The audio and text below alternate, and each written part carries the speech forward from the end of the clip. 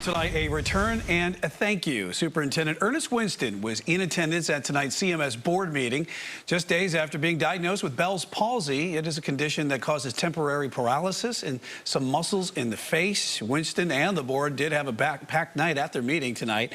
One of the big things they heard was the readiness to start back in class instruction for some grades next week, despite the uptick in cases in Mecklenburg County. Fox 46's Derek Dellinger live in the newsroom tonight with what they had to say about it. Derek? Yeah, one of the big things that we heard tonight had to deal with the likelihood of COVID-19 spread in the classroom once kindergarten through fifth grades go back, at least in some way, shape, and form on Tuesday.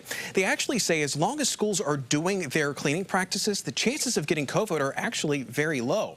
Now, kindergarten through fifth grades do start back next week with hybrid, remote, and in-class instruction. Now, district officials say the preparation to deal with that has been going on for a while, and they say they are ready. They also note that as of last week, they only had 8 positive cases among students who are already in person and 16 positive cases among staff.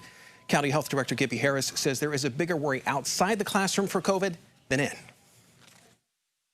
The school efforts that have been put in place are ones that we are very comfortable with.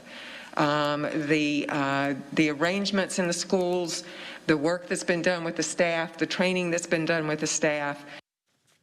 Now, one thing that we will likely be seeing is all students back in class, though, for the end of course testing. CMS says that they are still working on getting a waiver on that testing because of the pandemic, but they have so far not been granted one. Brian?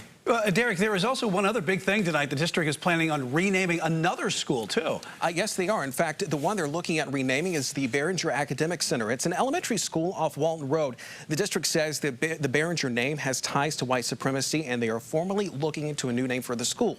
Now, the process will begin on the school level immediately, and we do need to emphasize here, this is the beginning of this process. There are no alternative names just yet. Brian?